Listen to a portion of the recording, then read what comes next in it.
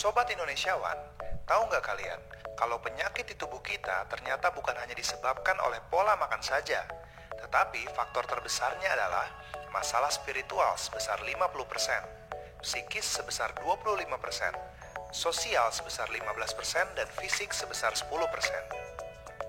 Para profesor yang meneliti hal tersebut bahkan menegaskan beberapa masalah emosi yang bisa membuat kita sakit-sakitan.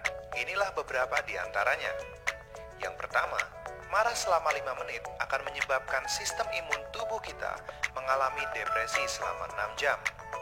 Yang kedua, dendam dan menyimpan kepahitan akan menyebabkan imun tubuh kita menjadi mati. Dari situlah bermula segala penyakit seperti stres, kolesterol, hipertensi, serangan jantung, rematik, artritis, dan stroke atau pendarahan atau penyumbatan pembuluh darah. Yang ketiga, jika kita sering membiarkan diri kita stres, maka kita sering mengalami gangguan pencernaan. Yang keempat, jika kita sering merasa khawatir, maka kita mudah terkena penyakit nyeri punggung. Yang kelima, jika kita mudah tersinggung, maka kita akan cenderung terkena penyakit insomnia atau sulit tidur. Jika kita sering mengalami kebingungan, maka kita akan terkena gangguan tulang belakang bagian bawah. Yang ketujuh, jika kita sering membiarkan diri kita merasa takut yang berlebihan, maka kita akan mudah terkena penyakit ginjal. Yang kedelapan, jika kita suka negative thinking, maka kita akan mudah terkena dispepsia atau penyakit sulit mencerna.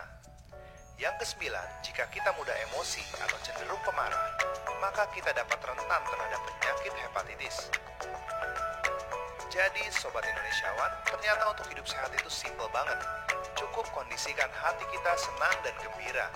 Ingat kata pepatah, hati yang gembira adalah obat.